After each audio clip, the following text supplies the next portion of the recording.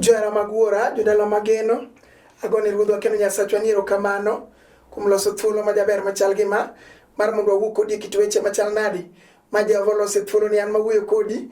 Nyinga Pastor Gorongaro Isaiah, awuok e kanisa mar Bati Ministries Israel Ler e piny Kayole. To kapok wacho wach moro amora johera magwora, to wadhi kulo wiwa piny mondo wami Nyasaye polo kod piny duong'. Jehova mar oganda lweny, chunya odendi jatend lweny, erokamano jakondo mula kuom loso thuolo majaber machal gi mar mondo yal weche ni ka kinde pod nitie. Miwa wach madang' wachunge pawni ruodh kedo to mana kuom Yesu. Amen. Johera magwora, adhi wuoyo kuom obadho. Obadho en gima ichiko. Tinyalo chike kata ne winyo, inyalo chike kata ne le matindo, kata ne le madongo. Thoth joma chiko obadho ok chiko obadho godiechieng'. Obadho ichiko gotieno kong'eni mae kama mwanda jakale kata bur. To we waket ne obadho ang' wanamake. Kata winyo idhi chike godhiambo kong'eni seche gi to chiegni donje ode. To ka ang' obadho make, to ng'ama nochiko obadho ka obuombo winyo to turo kata tiendene. Jehova chika mondo awuo kuom obadho sani. Mad Nyasachwa mondo timo ng'uono kuom ng'ama nade ochikne obadho. Ke Jehova chika kawuono nobadho kobadho kawuono wadwa turo sani. E nying Yesu ja Nazareth, bedo obadho manochik gi ng'a kawuono ne ang' wana tur gi obadho go. We asom gi mondiki. E Zaburi 35 matindo 7. Mumb Jehova lero niya, ne gichiko na obadho kayiem nono. Obadho nitie minyalo chik ne nyar ng'ato. Inyalo chike ne wuod ng'ato. Inyalo chike ne ohand ng'ato. Inyalo chike nyim dhorangach moro. Mobadho no mak nyiri ma ok sudi. Onyalo mako chuo ma ok sudi. Onyalo mako tiji ng'ato obadho. Onyalo mako kata mana kuome od moro. Ma odno bed kod koko pile kod pile kara nochiko obadho. Mobadho no nodhi omako jomodak e odno. Saboro jaduong' ywak pile kod pile nang'o ma notimo na nyithindo. Kara nyithindo nodhi ochiknegi obadho mano obadho nomako nyithindo. Onindo go piny e kong'o ento baro ni gimoro timore kara nitie obadho. Mano omaki modhi onindo gi nyithindo nyaka e kong'o nyaka kawuono. Kelo Yesu komeko chir mar choke.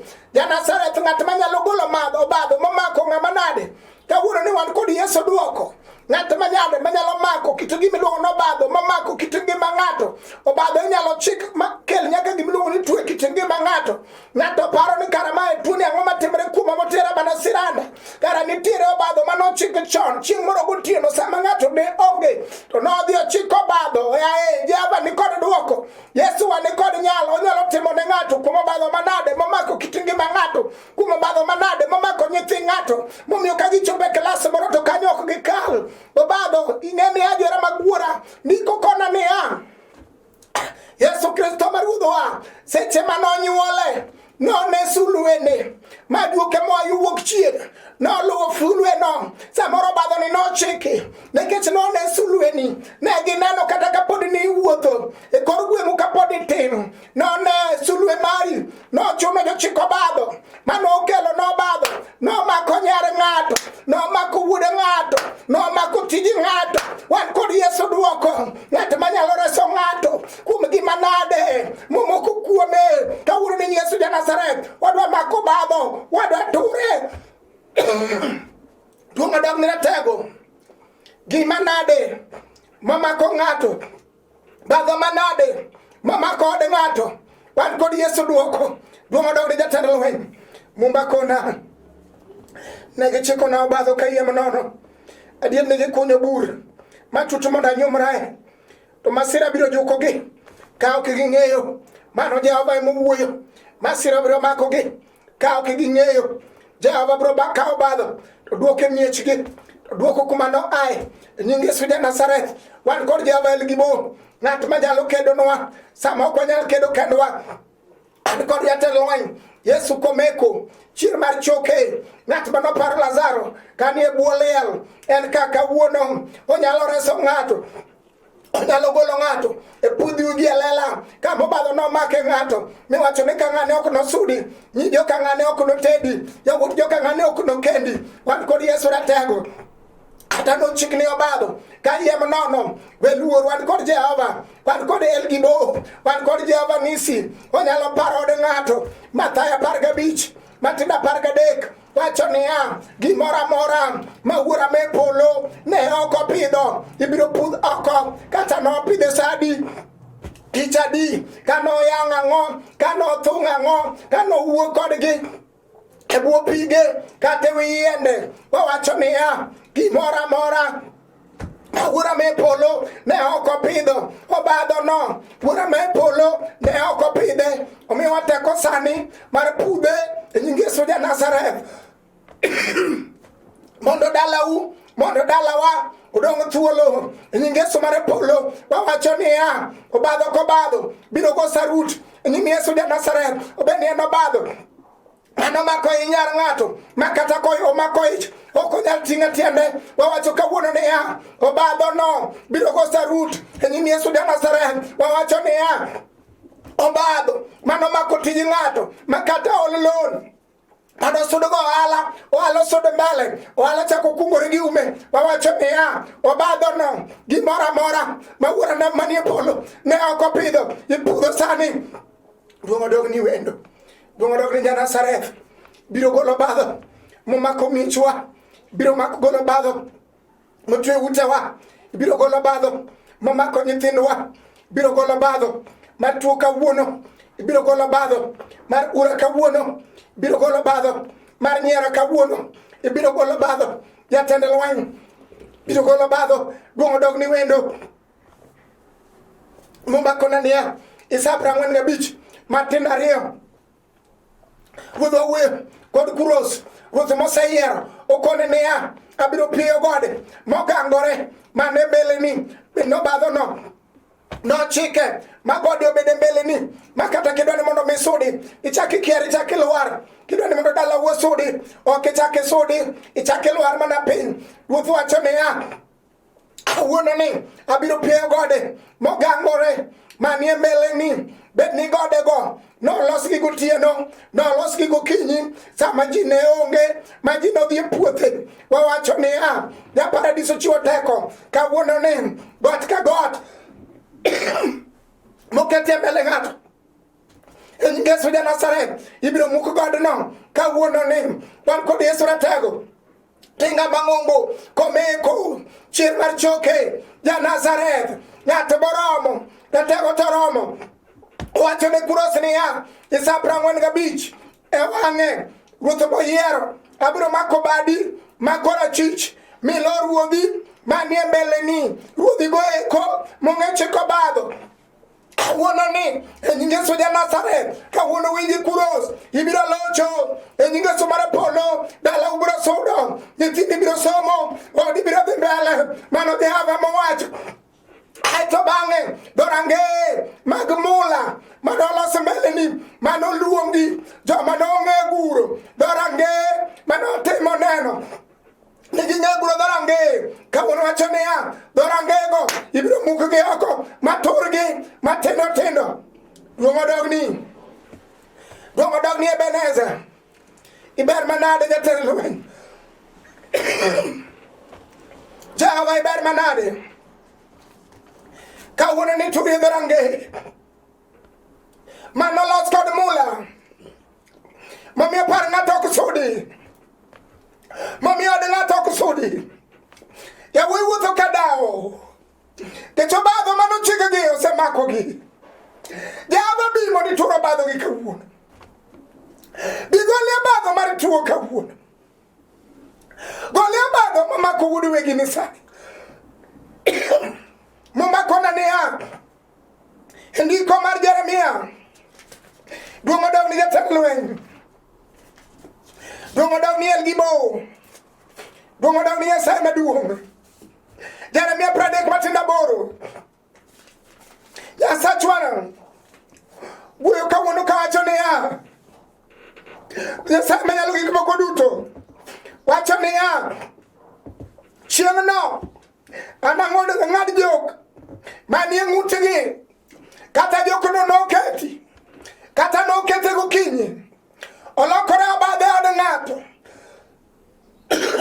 olokore obadho e tij ng'ato kawuono ni jokono manoketi jokono Jehova ture kawuono ni jokono mamako inyar ng'ato e obadho no kawuono wature nying Yesu ja Nazareth jokono manomako tij ng'ato nying Yesu ja Nazareth Ruoth ochiwo teko imuke sani ondiki e Jeremia 1:9 ni winji wuod Ilikia kawuono Jeremia ami teko mar muko gi pudho gi go piny kawuono obed joko mane manogur manochiki sa adi tich adi kama nade ji ne nitie ji ne onge omiwa teko mar muko gi pudho gi go piny duong' odog ni ja Nazareth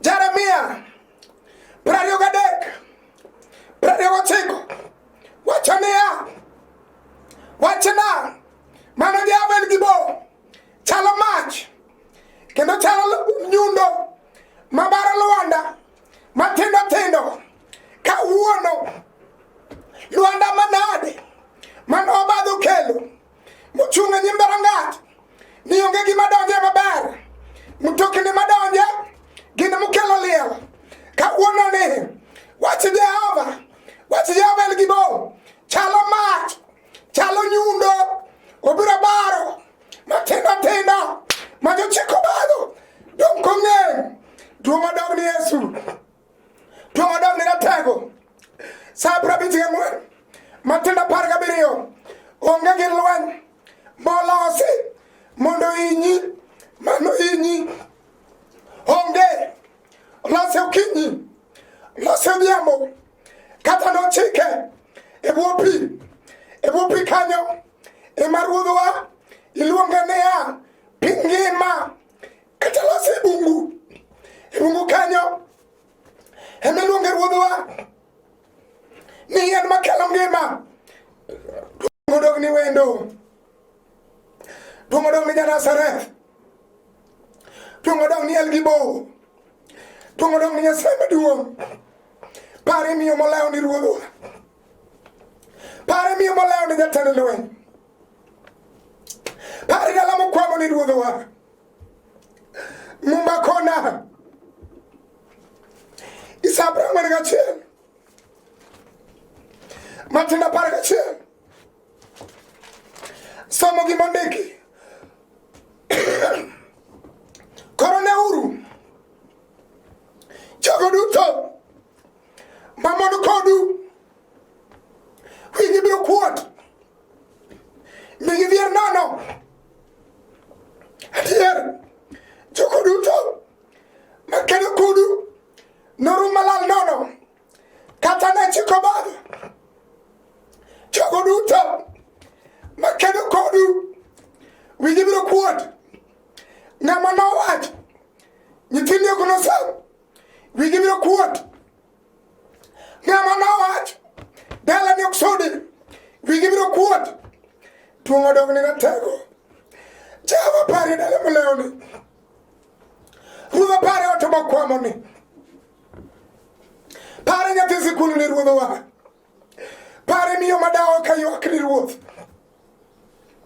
manochiko badho ne yawuote ni Ruodhwa manochiko badho ne jaode ni Ruodhwa pare kawuono ni Ruodh Polo Jehova chung' gi jogi Ratego chung' gi jogi Lwanda chung' gi jogi neuru anwoyo gi mondiki sa 41 matindo 11 koro neuru Jehova wuoyo jogo duto mamon kodu wigi biro kuot kata gipar nubiro rumo wigi biro kuot kata gipar noandi biro rumo wigi biro kuot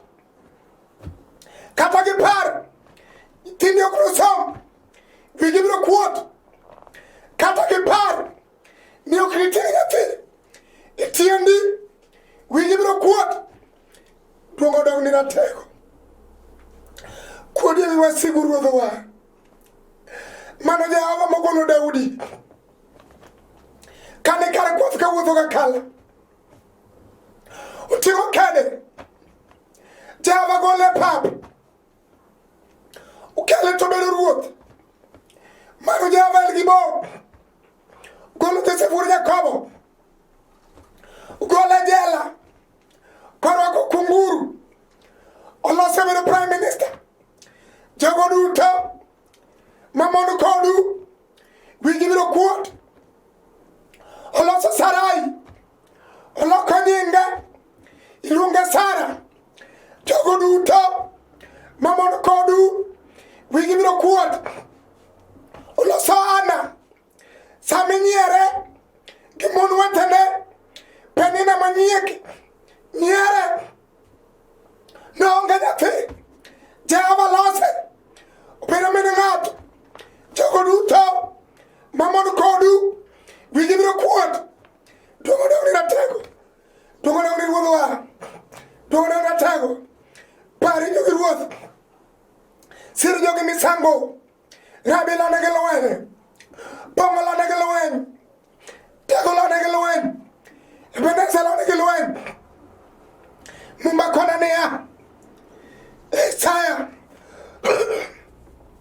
Prauchel gachiel Matenda biriyo Mumba niya kar bedo gi wich kuot makami kale tinyiero dalau isiemi gi ndamiyo madala rurundre cha kar bedo gi wich kuot Jehova ber manade kar bedo gi wich kuot to unuyudo pok nyadiriyo Jehova wacho kata ketni obadho ubiro yudo pok nyadiriyo kata gurni obadho biro yudo pok nyadiriyo kendo kar yudo achaya to unubed mamor gi poku mano Jehova Elgibo emowuoyo kar bedo gachaya madalani iwuoyo kaka nyiri ok tedi mano dala ma yawuoyi norundre mano dala ma yawuoyi nolokre jokong'o Jehova biro loko loch mar wasigu duogo dong ni wendo kar bedo gi wich kuot biro yudo pok nyadiriyo kendo kar yudo achaya unubedo mamor gi poku duogo dong ni wendo wang'eyo Jehova mogolo jo-Israel e jela piny Misri kama ne gin omwasi kama ne gin wafungwa kama ne gin slaves kanam ni mbele Jehova loso yo kama yo onge kawuono obiro loso yo kama yo onge mabadho mochikni ibiro tur obiro loso yo kama yo onge ruodh obiro loso yo kama yo onge obiro chiwo nyathi ma onge obiro chiwo tich ma onge obiro chiwo kwe ma onge obiro golo tumo keti siranda tumo dogni Nyanasareth tumo dogni Elgibo Zaburi wacho niya Zaburi 40 Matendo 2 noywaya kogola chuodho motimo todo kawuonone obiro ywayi kogole chuodho matimo todo kama jokodi chikodi obiro ywayi kogole chuodho matimo todo kama se koda jara emanitie obiro ywayi kogole chuodho matimo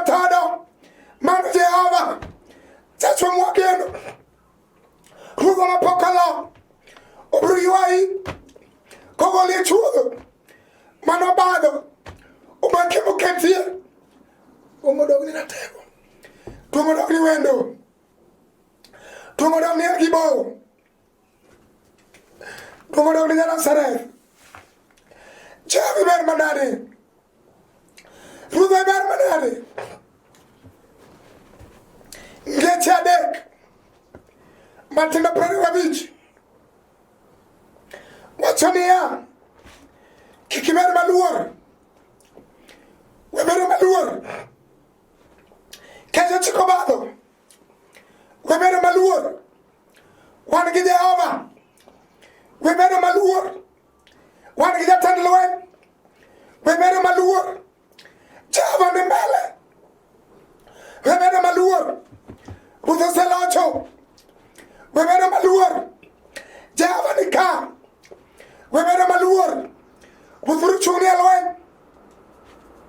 Kik ibed maluor.